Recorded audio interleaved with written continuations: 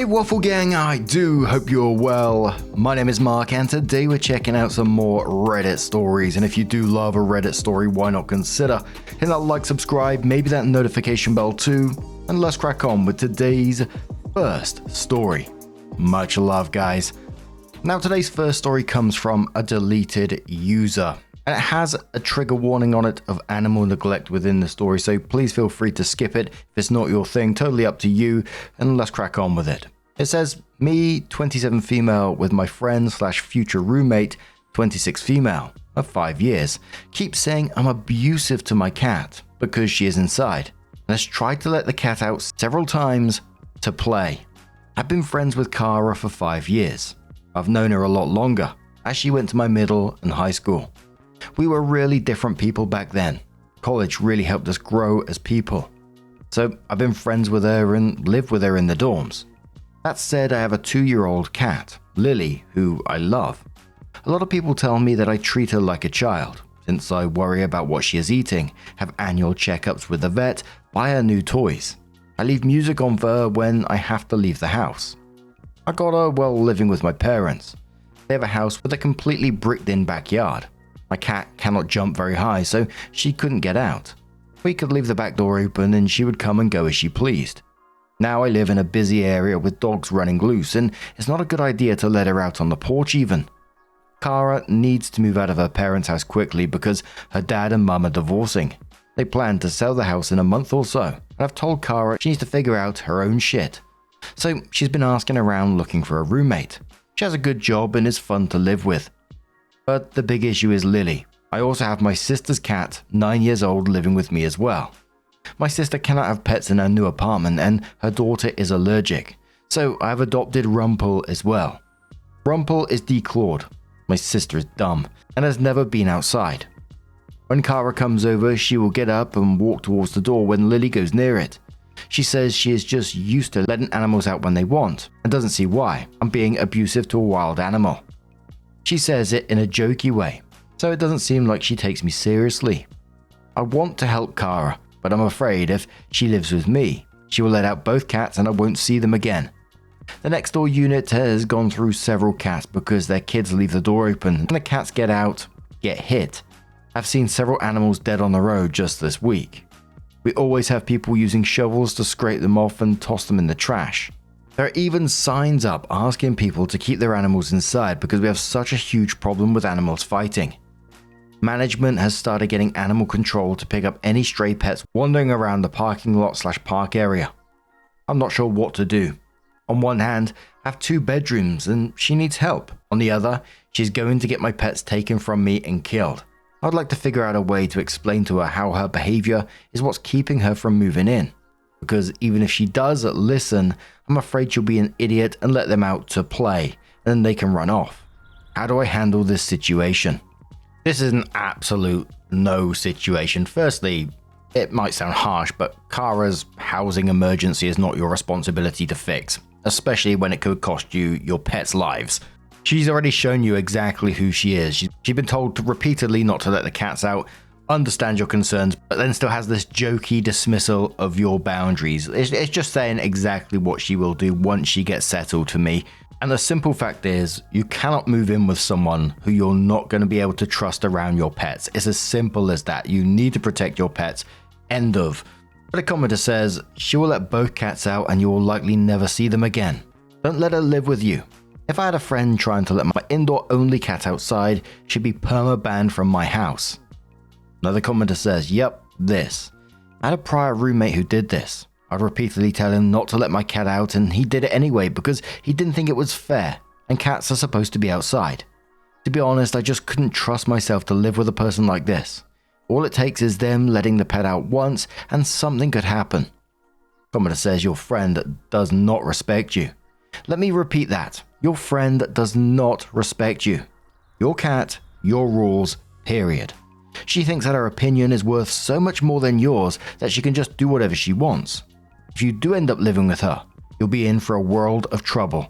I guarantee it. So it was 4 days after that OP came in with an update and said the issue came to a head yesterday. 2 things happened in the last few days. The first, Kara and I are no longer friends. Kara called me in tears, begging me to take her dog.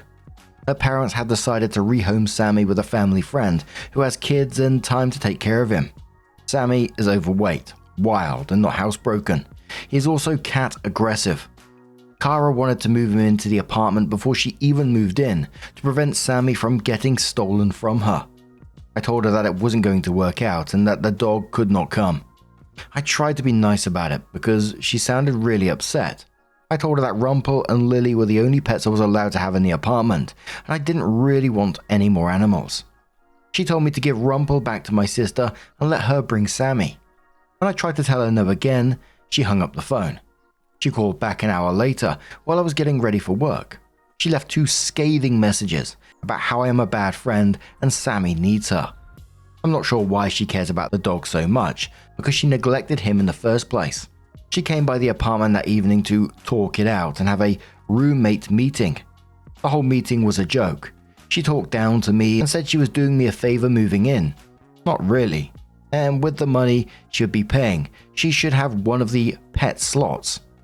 She wanted me to give Rumpel back to my sister. She said it was the right thing to do.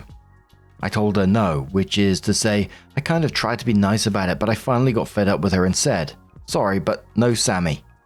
I then told her that we needed to talk about the whole moving in thing. It took me a few minutes to even get to the point, but I said I was going to be looking for a different roommate because I felt uncomfortable with the idea of her living there. She got upset and left.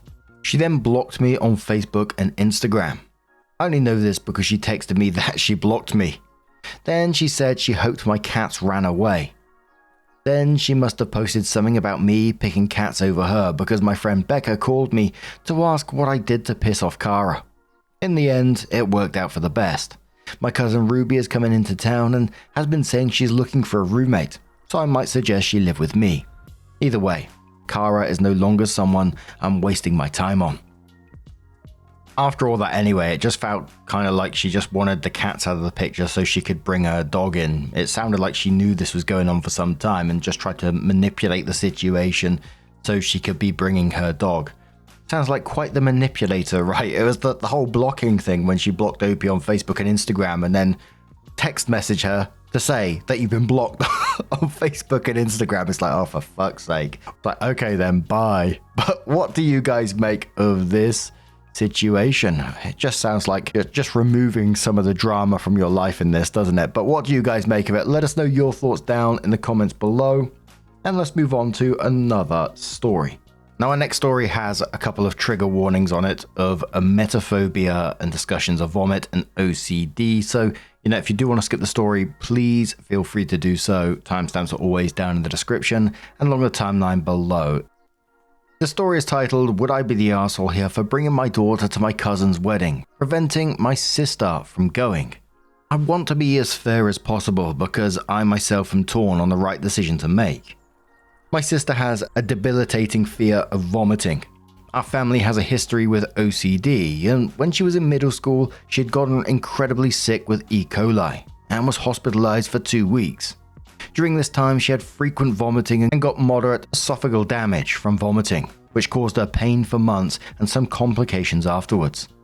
Since then, she's altered her life to ensure she never vomits again due to her trauma. She sticks to eating only bland foods, will not eat any food she hasn't prepared herself, doesn't drink or take any medication that can cause vomiting, and obsessively checks news alerts for salmonella, E. coli, or stomach virus outbreaks. This isn't a mild dislike or phobia. She has quit a job and lost relationships over her obsession. There is no world where she can just suck it up, even for a few hours.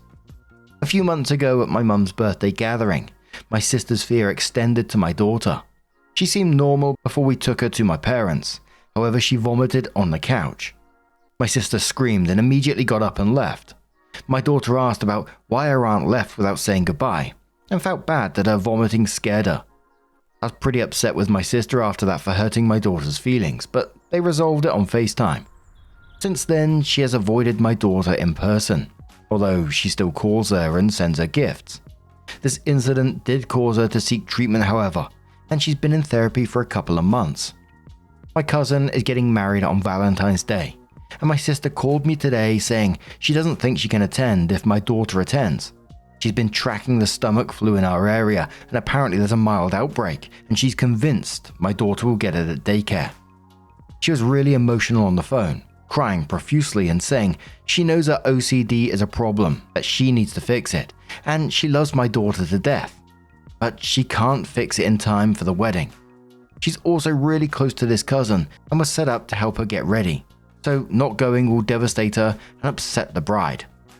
I asked her about whether she's afraid other guests will get her sick, and she just said it's easier to avoid physical contact with adults and my daughter will run right up to her. I told her I'll control my daughter, but that wasn't good enough for her because children touch everything. I told her if my daughter gets sick, we won't take her, but she pointed out the last time we didn't realize she was sick. I love my sister, but I also love my daughter, and I don't think my daughter should be removed from family gatherings because she got sick one time. And while I know my sister can't fix her mental health overnight, she's known for years she needs treatment and hasn't got it until recently. I'm just skeptical that this won't lead to further exclusion for my daughter. My daughter is 3. I know she won't care about not attending the wedding if we distract her with something more fun. I know securing childcare won't be that difficult, husband's parents, but it's the principle of having to change our plans to accommodate her illness that she's known about for years and hasn't taken steps towards alleviating. I told my sister I'll think about it, but I'm honestly torn. Would I be the arsehole here if I said no to a request to leave my daughter behind, which is what I'm leaning towards? Edit. I got a lot of comments and I'm honestly still torn. The situation will suck either way. Additional context. I want to bring my daughter to meet her extended family members. This is normal in my family. Everyone brings their kids for this reason and the bride and groom support this. The bride would prefer my sister be there if the situation were in a vacuum. However, if the bride knows my sister considered not coming, she will not be as understanding. I cannot ask the bride without ruining their relationship. There will be other kids, but my sister isn't afraid of them because she hasn't seen them vomit. Opie then clarifies as to why they want their daughter there, and says there are family members that my daughter hasn't met yet and I'd want her to meet, and some that may not be around much longer. Edit to this comment, my family sees weddings as family reunions. The people traveling across countries are expecting that they'll get to see loved ones they haven't seen in a bit, and new additions to the family. The bride and groom explicitly want this. Weddings aren't seen in my family as just about the bride and groom, but about all family members. Anyone in my family reading the below comments would be on my side. And to another commenter who was downvoted by the way, but was criticizing OP for making it about the daughter and not the bride and groom, and says, maybe it's cultural, but that's not how my family sees things at all. All of the adults have been getting excited to see each other after a long time and meet the new additions to the family. My cousin and her fiance are 100% on board with that. At the last wedding we had for a different cousin of mine, that was the atmosphere and everyone loved it. That's why children are invited in the first place. And more on the other kids there, and says there will be other kids at the wedding, but OCD isn't irrational. She's fixated on my daughter because she's the youngest kid that can walk. They have a close relationship. There's a norovirus outbreak near us, and most importantly, she's seen her vomit. She's been around my daughter numerous times in person. It's this specific instance of her vomiting that triggered her. Whether she reacts to the other kids at the wedding remains to be seen. Right now, she's not as worried about them. A commenter, worldly advisor, says to OP, not the arsehole, but consider the bride. Would she rather spend the day with your sister, whom she's close with, or a 3-year-old? Sorry about the tough situation. It's certainly not fair to you. OP says, yeah, it's a great point. My cousin would be really sad if my sister didn't come. Kerry too says, yeah, a nice thing to do here would be not to bring your daughter. I was ready to tell you to bring your daughter and let your sister deal, but given how young your daughter is, and that your cousin would likely prefer your sister to attend, I'd be inclined to go with your sister this time. I'd definitely watch and make sure it's not an ongoing expectation though. At the end of the day, it's something your sister needs to work on. Hope you're okay. Dealing with this must be very upsetting on lots of angles. Opie says it sucks because I love everyone involved and don't want to cause pain. Admit I'm a little sensitive to my daughter worrying about triggering my sister because of how my siblings and I were made to feel about our father's OCD. Very different compulsions, but we always walked on eggshells. I don't want that future for her. but I can talk to my sister about how to mitigate that in the future and let her enjoy this event. Commenter says, what's she gonna do if a guest puked? Other kids, drunks, someone having a reaction to food, someone choking. So many scenarios here. Opie says typically alcohol puking triggers her slightly less because you can't catch drunk. But if she's not 100% sure it's drunk puking, she'll freak out. Other kids or a reaction to food. It's genuinely plausible she won't go to another family event if that happens. Anita Vodka says, your sister sounds like her OCD is running her life and causing major issues. I hope she gets effective treatment and it lasts. Opie says, me too. I hate that she lives in fear. And this is just the worst of her obsessions. It's one of those ones where it's, I don't feel like there's a villain here, if you like. It's just people that's all hurting and all trying to deal with what is an impossible situation. Clearly, the sister's got a emetophobia, which is obviously very severe and everyone around knows it. And like one of the commenters was saying, running her life in some ways. And it's so good that she is in therapy now. But Opie at the same time is right to be wary because she has had years to address it and only started treatment after it started to impact their family. But at the same time, again, good that she's finally doing it, right? And Opie's right to question, if Opie was to leave the daughter home this time, are we setting a precedent here that future family gatherings, she won't want to be around daughter anymore? And then you're dealing like with every family gathering, there's some kind of negotiation. It might happen, it might not, but you're right to be concerned about it at the same time. Might get hate on this one, but I kind of feel like I'm with the commenter Carrie on this one, potentially just leaving the daughter home this once, but having like a discussion with the sister. I'm just doing this because I love you and I want to support you, but this absolutely cannot become a pattern. And I kind of feel contradictory in saying that kind of thing, because usually in situations like this, it's her problem to solve, which sounds brutal in itself, but it's not a 3-year-old's job to manage an adult's phobia. But I kind of just feel like maybe even I'm accommodating just this once while she's in therapy, while she's actually trying to get the help. Once again, mentioning that this cannot become a pattern. Incredibly difficult one, I think. But OP does come in with an update. First, they shared their link and said a lot has happened since. And I wouldn't say that all that has happened has been productive. In my initial thread, I had made a decision to tell my sister I won't bring my daughter. During the convo, I told her that this would be the only time, because I didn't want our daughter to end up like we did, dealing with our OCD father. My sister seemed to take this to heart. I asked if she talked to a therapist. She said no, because she was afraid the therapist would tell her something she wasn't ready to hear. I know I may get hate for this, but I amended my offer. I told her she has to tell her therapist about this during their next session and get her opinion and support before I exclude my daughter. I made this choice because I don't think it's healthy for her to keep things from her therapist. If her therapist agreed with her, then I wouldn't fight it. But if it was potentially enabling, I did not want to impact her care by reinforcing anything that could cause later harm. So my sister talked to a therapist. Apparently a therapist told her she can't dictate a guest list as a coping mechanism, and that's not sustainable, and told her to seek coping mechanisms that wouldn't require others to change behavior. Before telling me what her therapist said, my sister ended up going to the bride directly and asking if she could wear a mask and be seated away from my daughter during the ceremony and leave after the ceremony. This caused some conflict between my sister, and the bride didn't want the mask in the pictures and was upset she was leaving so soon. They compromised and agreed that she'll take her mask off for the pictures. My sister texts me that I can bring my daughter. In the background, before my sister's text, I was prepping my daughter not to go and setting up some fun time with her grandparents. After my sister's text, my cousin ended up calling me and discussing how annoyed she is about the mask and how she didn't make my sister a bridesmaid because she has limitations.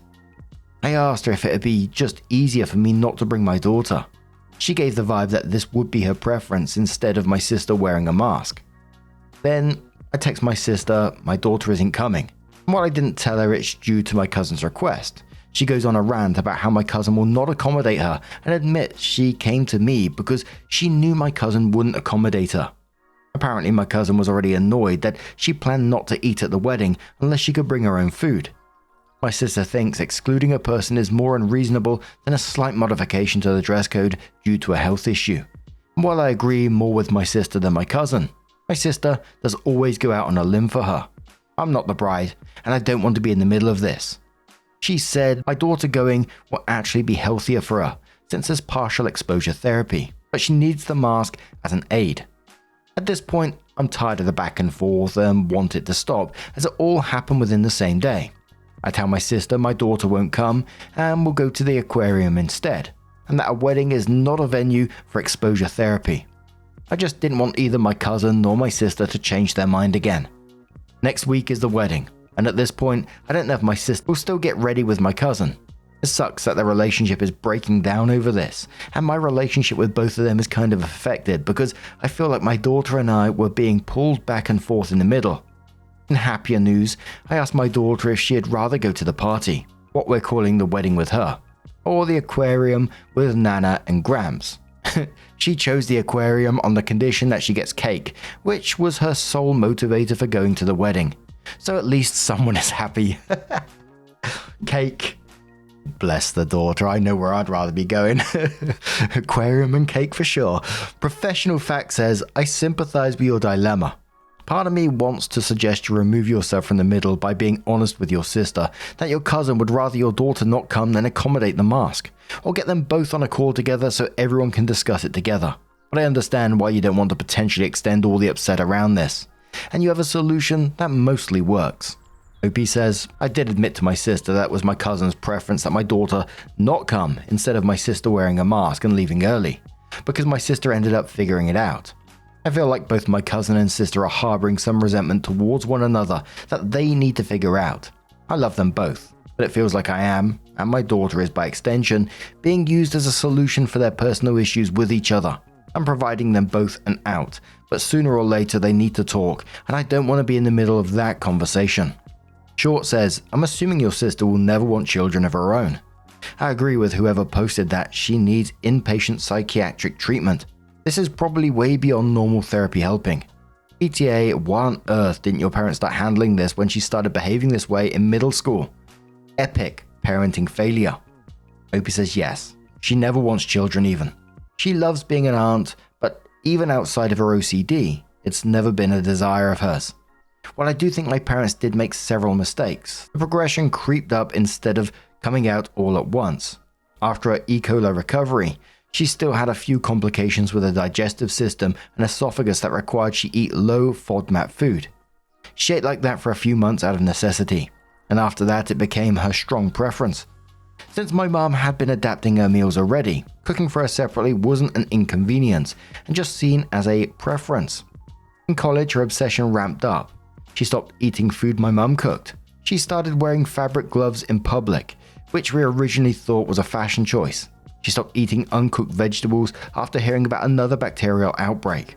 Not sure if it was salmonella or E. coli. And eventually cut out all leafy vegetables.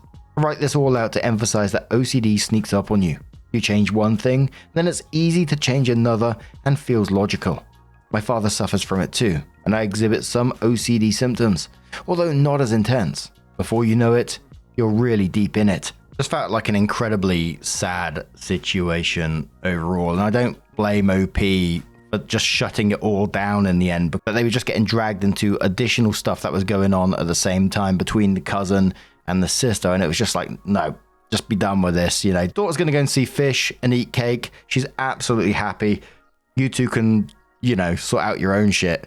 But there was loads of comments below this one sharing their own stories of OCD and emetophobia at the same time.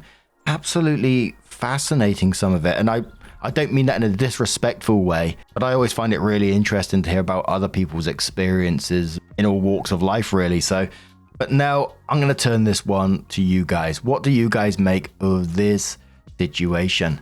Let us know your thoughts down in the comments below.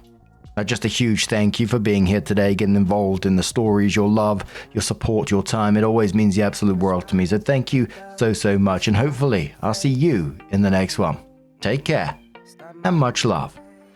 Wake up, get up, stretch my legs, eat some breakfast, milk and eggs, brush my teeth up, wash my face, throw my clothes on, start my day. Wake up, I can smell the smoke from the bacon.